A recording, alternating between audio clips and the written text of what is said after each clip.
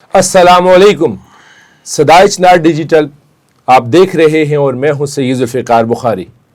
ناظرین، آزاد کشمیر کی سیاست اس وقت جوائنٹ عوامی ایکشن کمیٹی کے ارد گرد گھوم رہی ہے، اور جوائنٹ عوامی ایکشن کمیٹی نے ہمارے سیاستدانوں کو اتنا مجبور اور لاچار کر دیا ہے کہ وہ جوائنٹ عوامی ایکشن کمیٹی کے اثرات کو ختم کرنے کے لیے یا کم کرنے کے لیے مختلف جگہوں پہ جلسے جلوس کا اہتمام کر رہی ہے. اس کا جو پہلا جلسہ تھا وہ ضلع کوٹلی کے کچاری گراؤنڈ میں تھا، جو چودھری یاسین اور دیگر جو زعماء تھے، سیاستدان تھے، انہوں نے وہاں پہ سجایا. اور اس کے بعد راولہ کوٹ میں یہ جلسہ سجا. راولہ کوٹ کا جلسہ کیسا رہا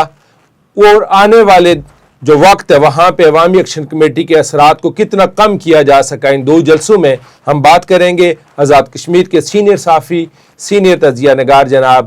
اعجاز عباس صاحب سے. اعجاز عباس صاحب، آپ کا بہت شکریہ. شکریہ. اعجاز صاحب، اگر دیکھا جائے تو جو کوٹلی کا جلسہ تھا وہ بھی ہمارے جو سکندر حیات اسٹیڈیم ہے، نہ تو وہاں پہ وہ اس کا انعقاد ہوا، نہ ہی وہ ہمارے کالج گراؤنڈ میں ہوا، وہ بھی کچہری گراؤنڈ میں اس کا وینیو جو ہے وہ ترتیب دیا گیا. لیکن چودھری یاسین صاحب اور دیگر بڈانوی صاحب ہیں اور دوسری جو وہاں کی مقامی قیادت ہے، انہوں نے کچھ نہ کچھ کارکنان بندے نکال لیے. لیکن جو کل کا جلسہ راولہ کوٹ میں ہوا، اس نے تمام جو کل جماعتی ہماری جتنی بھی جماعتیں وہاں پہ جمع تھی ان تمام کے غبارے سے ہوا نکال دی. اور سوشل میڈیا پہ جو مختلف قسم کی ویڈیو جو ریل آئی ہیں، ان کی وجہ سے ہمارے جو سیاستدان ہیں وہ جو اتنا بڑی تعداد میں وہاں پہ ہر پارٹی کے ان کے سربراہ موجود تھے، پارلیمانی لیڈر موجود تھے، منسٹرز موجود تھے، ایم ایل اے موجود تھے، لیکن اس کے باوجود وہ صابر شہید اسٹیڈیم جو تھا اس کو وہ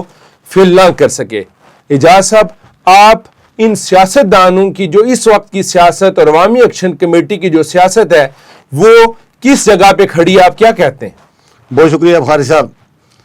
یہ جو راولہ کوٹ کا جلسہ ہوا ہے، یہ میں سمجھتا ہوں آزاد کشمیر کے جو سیاسی پارٹیاں ہیں ان کے لیے بہت مایوس کن جلسہ ہوا ہے، اور اس میں بالکل کوئی قابل ذکر حاضری نہیں تھی. اور ایک یہ بات تھی، اور دوسری بات یہ تھی کہ یہ جلسہ انہوں نے ایک ایسے اتنے بڑے اسٹیڈیم میں رکھ دیا جس کو اگر 50,000 بندہ بھی آپ اکٹھا کر لیں تو اس کو آپ بھر نہیں سکتے. پھر وہاں نہ انہوں نے کناتے لگا کر اس کا سائز چھوٹا کیا، نہ ٹینٹ لگا کر اس کو اوپر سے بند کیا. وہ آپ یہ سمجھیں کہ کھلے آسمان تلے ایک جلسہ انہوں نے کیا جہاں پر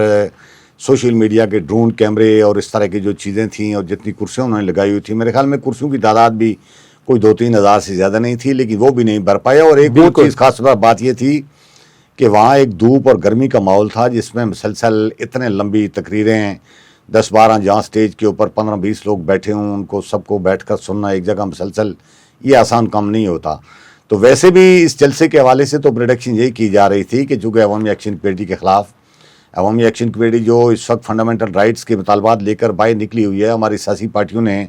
بجائے اس کے کہ ان کے مطالبات حل کریں، ان کے خلاف مفت کا ایک لڑائی، ایک کھینچا تانی، ایک دشمنی کا ماحول انہوں نے کریٹ کر لیا ہے. تو ایسے ماحول میں سمجھتا ہوں کہ پونچھ ڈویژن میں بالخصوص تو پہلے ہی اس بات کے آثار تھے کہ یہ جلسہ جس کا کوئی والی وارث نظر نہیں آتا، جو بکھری ہوئی پارٹیوں کا جلسہ ہے،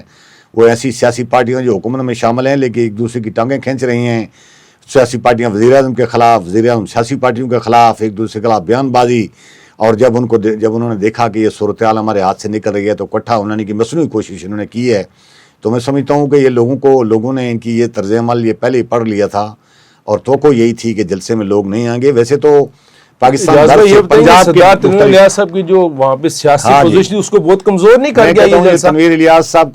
الیاس صاحب کے بجائے یہ سیاسی جلسہ ظاہر ہے حسن ابراہیم صاحب کے لوگوں کے یہ ذمہ لگایا جاتا جن کا وہ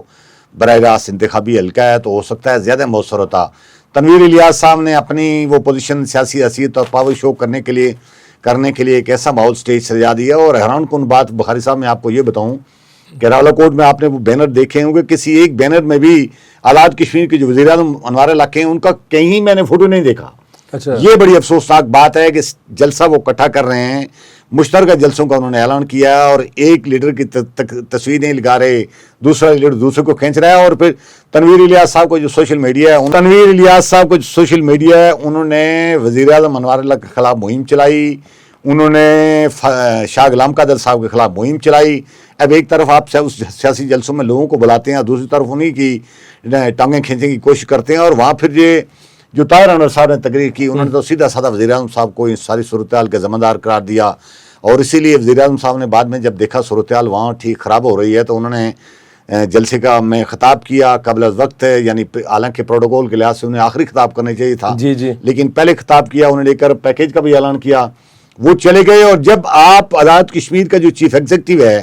جس کو سننے کے لیے جو بھی 2-3 ہزار بندے آئے تھے وہ انہوں نے سننے کے لیے انتظار کرنا تھا, آپ اس سے پہلے تقریر کروا دیتے ہیں, تو پھر لوگوں نے باقی جو لیڈر تھے, تنویر الیاس صاحب کی تقریریں روز سنتے ہیں لوگ, فاروق اظہر صاحب کی فیس بک پر روز سن لیتے ہیں, سردار عتیق صاحب بھی بولتے ہی رہتے ہیں, اور حسن ابراہیم صاحب نے بھی ان لوگوں کے ساتھ نئی کوئی بات کرنی نہیں تھی. جب انہوں نے دیکھا وہ وزیر اعظم ظاہر ہے جلدی سے خطاب کر کے چلے گئے ہیں, تو وزیر اعظم کے پنڈال سے نکلتے ہی لوگوں نے بھی آستہ سے نکلنا شروع کر دیا, اور تنویر الیاس صاحب نے یہ صورتحال دیکھی تو انہوں نے بھی جلدی سے اپنا خطاب کا ٹائم پہلے لیا, خطاب کیا, اور وہ بھی چلتے بنے. یعنی آرگنائزر جلسے کا جب جلسہ چھوڑ کر فرار ہو جائیں, بھاگ جائیں, وہاں سے نکل جائیں, ان کے لوگ نکل جائیں, تو آپ کو اندازہ کریں ایک سوال یہ جلسے کی جو حالت ہونی تھی وہ وہی ہے جو راولہ کوٹ ہے, وہاں سے عوامی ایکشن کمیٹی کی تحریک کا آغاز ہوا تھا. آخر وہ کون سیانہ آدمی تھا جس نے ان کو یہ مشورہ دیا کہ وہاں پہ آپ پروگرام کریں؟ میں مشورہ کرنے والوں نے شاید, ہو سکتا ہے مشورہ کرنے والوں نے شاید کوئی غلطی نہ کی ہوگی, ظاہر ہے, اس لیے کہ جہاں سے ظاہر ہے یعنی آزاد کشمیر کے عوامی تحریکوں کا مرکز راولہ کوٹ ہی رہا ہے, تو راولہ کوٹ میں ہی ظاہر ہے وہ عوامی, ضروری نہیں ہے وہاں سارے کوئی سیاسی پارٹیوں کے دشمن لوگ بیٹھے ہوئے ہیں, وہاں سیاسی پارٹیوں کے ہماری طرف سے بہت زیادہ لوگ ہیں, لیکن جب اس کو ڈسپلن, ترتیب, طریقہ اور اس کو ایک منی میں ٹھیک نہیں کریں گے تو یہی حال ہوگا جو حال آپ نے دیکھا ہے. اور میں سمجھتا ہوں کہ یہ جو طرز عمل انہوں نے اپنایا ہے, انہیں وہاں جلسے میں یہ مخالفانہ گفتگو کرنے کے بجائے اگر یہ لیڈر مل کر یہ بات اعلان کر دیتے کہ اچھا جی ہمیں جو مراحت حاصل ہے جس پر یہ قوم ساری اعتراض کر رہی ہے, ہم اس میں سے 50% اپنی تنخواہیں, اچھا تنخواہیں چھوڑیں جی, 50% اپنی مراحت جو گاڑیوں کے فیول لیتے ہیں, جو پینشن لیتے ہیں, جو باقی اپنی علاج معالجے کی سہولتیں دیں, وہ اگر یہ اعلان کرتے کہ 50% اس سے وڈرا ہوتے ہیں, تو میں سمجھتا ہوں کہ یہ جلسہ بھی کامیاب ہو جاتا ہے, اور عوامی ایکشن کمیٹی کی جو تحریک ہے پورے زوروں پر ہے, اس کی بھی بڑی حد تک وہ بے اثر ہو جاتی ہے, اور اس کی کمر ٹوٹ جاتی ہے. لیکن المیہ یہ ہے کہ سارے سیاسی لیڈر سرکاری خرچے کا پیٹرول ڈال کر راولہ کوٹ جلسے میں تقریریں کرنے گئے, اور تقریریں بھی اپنی عوام کے خلاف, جن لوگوں نے ان کو ووٹ دے کر, مینڈیٹ دے کر وہاں بھیجا تھا, ان کے خلاف جا کر تقریریں کی, اور ظاہر ہے لوگوں نے اپنے ووٹوں کے ذریعے اپنے منتخب کردہ ممبر اسمبلی سے گالیاں کھانے کے بجائے انہوں نے یہی راستہ اختیار کیا کہ باہر نکلے اور ان کا اصل چہرہ دکھائیں, تاکہ آنے والے وقت میں ان کو ہوش ہو. اور میں سمجھتا ہوں کہ اجتماعی طور پر آزاد کشمیر کی پوری لیڈرشپ کل راولہ کوٹ میں بری طرح رسوا ہوئی ہے, اور خجل خوار رسوا ہوئی ہے. رسوا معذرت لفظ میں نے اس لیے استعمال کیا, ان کو قوم سے معافی مانگنی چاہیے, اور معافی مانگ کر, اور دیکھیں نا یہ عوامی ایکشن کمیٹی کے ساتھ کھڑے ہو جائے, کیونکہ 90% سے بھی زیادہ مطالبات ایسے ہیں جو عوامی پورے ہو سکتے ہیں, ابھی پورے بالکل ایگزیکٹو آرڈر کے لیے پورے ہو سکتے ہیں, وہ فنڈامنٹل رائٹس ہیں عوامی, اس میں اسمبلی کی استعمال کرنے کی ضرورت نہیں ہے, اس میں آئینی ترمیم کرنے کی ضرورت نہیں ہے, وہ ایک نوٹیفیکیشن ایک ایگزیکٹو آرڈر کے ذریعے پورے ہو سکتے ہیں. لیکن اب ظاہر ہے جس بندے نے تہیا کر رکھا ہو کہ میں سرکار کا آدمی ہوں اور میرا مرنا جینا, میرا کفن دفن سارا سرکاری خرچے پر ہی ہوگا, تو ظاہر ہے پھر اس کو اللہ ہی کوئی ہدایت دے, ورنہ تو اس قوم نے جو کچھ کل کر راولہ کوٹ کے بعد آج جو باغ میں جلسہ ہوا, اس کا جو وینیو, جو جگہ انتخاب کی گئی, اس کے حوالے سے بتائیں کہ وہاں پہ کتنی گیدرنگ تھی, کتنی عوام کا جمع غفیر وہاں پہ اکٹھا ہوا, اور ٹیمپو کیا تھا, اور کیا عوام جو باغ کی عوام ہے کیا وہ عوامی ایکشن کمیٹی سے الگ ہوگی یا اسی طرح جڑی ہوئی ہے؟ میں بخاری صاحب باغ میرا ڈسٹرکٹ ہے, اور میں ڈسٹرکٹ ہیڈ کوارٹر میں کوئی 5-6 سال رہا بھی ہوں.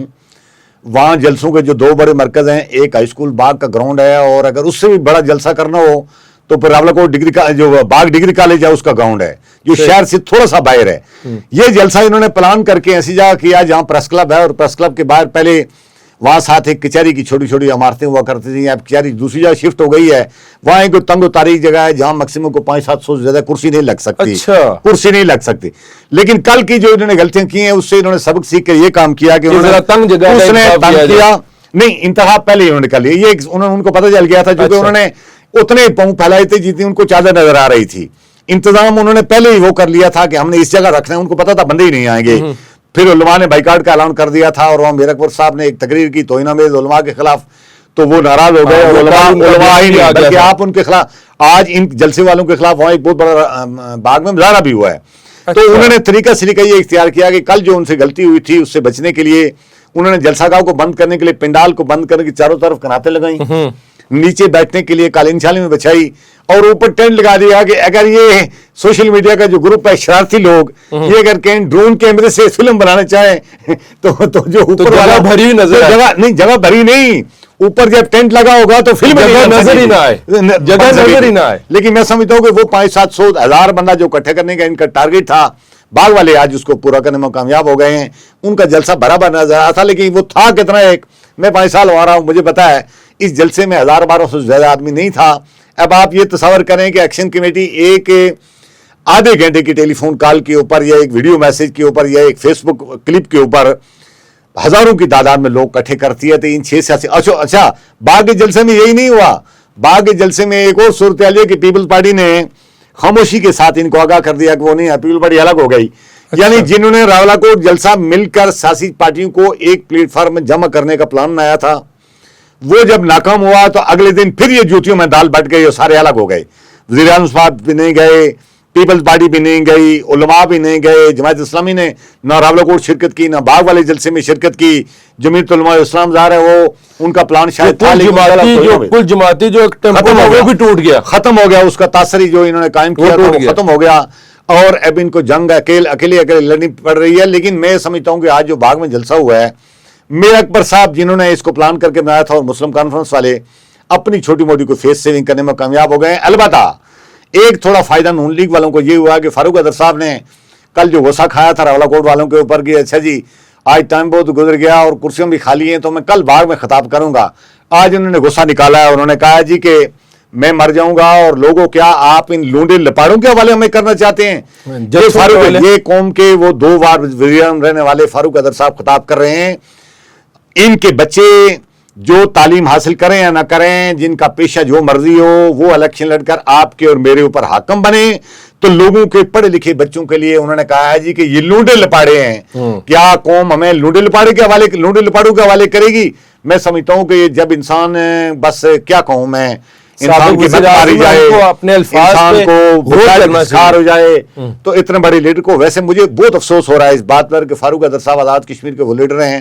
کہ پورے آزاد کشمیر کے لوگوں کی نظریں فاروق ادر صاحب کے اوپر لگی ہوئی تھیں. یہ دلیر اور بلنٹ آدمی تھے.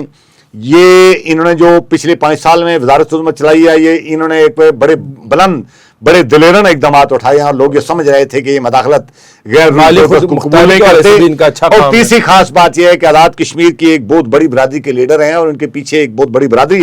تھی. لیکن مجھے افسوس ہو رہا ہے کہ فاروق ادر صاحب نے جس طرح کمپرومائز کیا ہے لوگوں کا اپنے ووٹروں کے ساتھ، اپنی برادری کے ساتھ، اپنی عوام کے ساتھ اور اپنے چھوٹے مفادات کے لیے، مجھے اس بہت افسوس ہو رہا ہے. ان کو ایسے غیر پارلیمانی الفاظ استعمال نہیں کرنے چاہیے، عام بندے کے جذبات کو ٹھیس پہنچائیں، کیونکہ وہ ایک بہت ذمہ دار پوسٹ پہ آزاد کشمیر کی انہوں نے کام کیا ہے اور آزاد کشمیر کے لوگ اس بارے میں اچھا تاثر نہیں لیں گے. اعجاز بھائی صاحب، آج ایک ڈیولپمنٹ ہوئی ہے کہ bar council, supreme court bar council, high court bar ایسوسی ایشن، ان سب نے، اور ڈسٹرکٹ بار میرپور ہے، ان سب نے مل کر یہ وہاں پہ پریس کانفرنس کی. وہاں پہ عقاب ہاشمی صاحب بھی تھے، سپریم کورٹ بار ایسوسی ایشن کے بھی تھے، ہائی کورٹ بار ایسوسی ایشن کے صدور بھی تھے، ڈسٹرکٹ بار کے بھی وہاں پہ صدر تھے. سب نے مل کر یہ مشترکہ طور پہ پریس کانفرنس کر کے انہوں نے عوامی ایکشن کمیٹی کے جو بنیادی نکات ہیں، فنڈامنٹل رائٹس، اس کی حمایت کر دی ہے. اور انہوں نے کہا جی کوئی تشدد کا راستہ اپنایا نہ جائے اور یہ ایسے نکات ہیں کہ ان پہ فوری طور پہ عمل کیا جائے. تو یہ بہت بڑا فورم ہے آزاد کشمیر کا اور یہ نمائندہ ہیں سارے قانون دانوں کے. تو یہ کیا ہماری جو حکومت ہے اور سیاستدانوں کے لیے ایک اور چیلنج نہیں بن گیا کہ وہ بھی آ کے عوامی ایکشن کمیٹی کے ساتھ کھڑے ہو گئے؟ میں کہتا ہوں آج ایک بڑی ڈیولپمنٹ ہوئی ہے. اور ایک دن آپ کو بخاری صاحب یاد ہوگا کہ ہم نے اپنے پروگرام میں بھی اس طرح کی تجویز دی تھی کہ اب چونکہ سیاسی لیڈر ساری متنازع ہو گئی ہے، اب یہ جو ہمارے وکلاء کی ایسوسی ایشن ہے، وکلاء اور کچھ صحافی ہیں، صحافیوں کو بھی ویسے لوگ متنازع کرا دیتے ہیں، لیکن وکلاء نے چونکہ ابھی تک ظاہر ہے اس طرح کا وہ نہیں کیا تھا. بعض تنظیم انفرادی تو وکلاء ساری سیاسی پارٹیوں میں شامل ہیں، لیکن ان کی جو تنظیمیں ہیں، جو ان کی ایسوسی ایشنیں ہیں، انہوں نے اپنے آپ کو ابھی تک بریکٹ نہیں کیا. آج میں سمجھتا ہوں بہت اچھے انیشیٹو لیا انہوں نے. मीरपुर में बार काउंसिल के जो वाइस चेयरमैन है अकाब हाशमी साहब, और supreme court bar Azad Kashmir के सदर नजमत साकब जावेद नजमत साहब, हाई कोर्ट बार के वसीम यूनुस और डिस्ट्रिक्ट बार के मोहम्मद पलाकवी साहब, इन सब ने एक्शन कमेटी और हुकूमत और सियासी पार्टियों को इस बात की दावत दी है कि आए आपको हम प्लेटफार्म मुहैया करते हैं, मिल बैठ कर सालसी करते हैं, हम आपकी मुज़ाकरात करें और उन मुज़ाकरात के नतीजे में इसका हल निकालें। आप में से दोनों ग्रुपों में जो ग्रुप भी तशद्दुद की राह अपनाएगा तो हम उसके खिलाफ खड़े होंगे। अब आपको पता है तशद्दुद की राह तो हुकूमत ही अपनाती हैं, लोग नहीं अपनाते। पिछली बार भी इन्होंने अपनाई थी और मैं समझता हूँ कि ये इतना बड़ा फोरम है आज़ाद कश्मीर का कि इनके पीछे सिर्फ ये आप बार काउंसिल या बार एसोसिएशन न लगाएं, इनके पीछे बेंच भी खड़ा है। आज़ाद कश्मीर की अदालतें भी सारे इनके पीछे हैं। बिल्कुल, ये बार नहीं है, साथ बेंच भी है। ये इतना फेस सेविंग, इतना बाइज्जत बावकार प्लेटफार्म है कि हुकूमत आज़ाद कश्मीर को और अवामी एक्शन कमेटी को इनकी ऑफर को फौरी कबूल करना चाहिए, इनके साथ बैठकर मुज़ाकरात करनी चाहिए। और दूसरी बात, एक खास बात इन्होंने ये की है कि आईनी इशूज जो हैं जिसमें वो उन्होंने इशारा दिया, नाम नहीं लिया, इशारा दिया है कि माजरीन की 12 सीटों का जो इशू है, उन्होंने कहा है कि इसको छोड़कर बाकी जो मुतालबात हैं 37 निकाती जो मुतालबात हैं वो सारे के सारे बुनियादी इंसानी हुकूक के मुताबिक हैं। आज़ाद कश्मीर के आइन ने इनको प्रोटेक्शन दी हुई है, आइन ने इनको तहफ़्फ़ुज़ दिया हुआ है, ये फंडामेंटल राइट्स में आते हैं। हुकूमत आज़ाद कश्मीर के मुतालबात फौरी तस्लीम करनी चाहिए और अगर इस तस्लीम करने के बजाय हुकूमत कोई तशद्दुद वाला रास्ता अपनाएगी तो इन्होंने दो टोक की बात की है कि फिर हम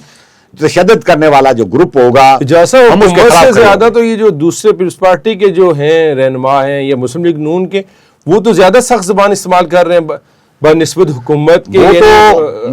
तो जो वज़ीर आज़म है बहारी साहब, वो तो किसी ना 3 में और ना 13 में वो किसी में रहे ही नहीं है। अनवार अल हक साहब उनको बिल्कुल लिफ्ट नहीं करवाते। अनवार अल हक साहब ने बहुत शानदार, मैं क्रेडिट मुबारकबाद देना चाहता हूँ वज़ीर आज़म को कि कमाल हिकमत अमली के साथ इनकी जो रही सही कसर थी वो भी जाकर कल उन्होंने दम जमीन के ऊपर गिरा कर आए हैं। उन्होंने इन पार्टियों की हालत वो कर दी है जो उनकी अपनी पार्टी की हालत है। उनके पास पहले भी कोई सियासी पावर नहीं थी, एग्जीक्यूटिव पावर जरूर है लेकिन सियासी पावर नहीं थी। उन्होंने नून लीग को भी उसी हालत में कर दिया और पीपल्स पार्टी को उसी हालत में कर दिया है। मुस्लिम कॉन्फ्रेंस तो बेचारी है, सर्वाइवल की जंग लड़ रही है और यूं लग रहा है कि कोई नई जमात बनने जा रही है, वहां से उनको लिफ्ट नहीं आ रही। अल्टीमेटली मुज़ाकरात होंगे, उसमें इनमें कोई सियासी लीडर शामिल नहीं होगा, ना फारूक अदर साहब होंगे, ना सरदार अतीक साहब होंगे, ना चौधरी यासीन साहब होंगे, ना शाह गुलाम कादर साहब होंगे, ना कोई होगा। एक तरफ हुकूमत के नुमाइंदे बैठे होंगे और एक तरफ अवामी एक्शन कमेटी के नुमाइंदे बैठे होंगे। ये जो मर्जी करते रहे, इनके जलसों में आप लोगों ने आना छोड़ दिया है, लोगों ने इनको बुरी तरह मुसरत कर दिया है और इनके पास पॉलिटिकल पावर कोई नहीं है। इसलिए मुज़ाकरात हुकूमत उनके दरमियान नहीं होंगे और जो भी सूरत हाल होगी, मैं समझता हूँ इन दोनों ग्रुपों को, ये जो हमारी बार काउंसिलें और बार एसोसिएशन हैं, इनकी ऑफर कबूल करनी चाहिए और ये बड़ा बाइज्जत बावकार तरीका है और 29 से पहले अगर कर लें तो और ज्यादा इन दोनों को क्रेडिट जाएगा। जी नाज़रीन, जिस तरह Azad Kashmir bar council, supreme court bar association, high court bar association ने सालसी की पेशकश की है, अगर इसको कबूल किया जाए तो ये आज़ाद कश्मीर की सियासत के लिए नेक शगुन है। ये अवामी एक्शन कमेटी और जो सियासतदान आमने सामने आ गए उस मसले को भी हल किया जा सकता है और कोई मुस्बत पेशरफ्त हो सकती है और ऐसा काबिल अमल हल निकल सकता है जिसमें दोनों फ्रीकैन की फेस सेविंग भी हो सकती है। अगले प्रोग्राम के तक के लिए दीजिए इजाज़त। अल्लाह निगहबान।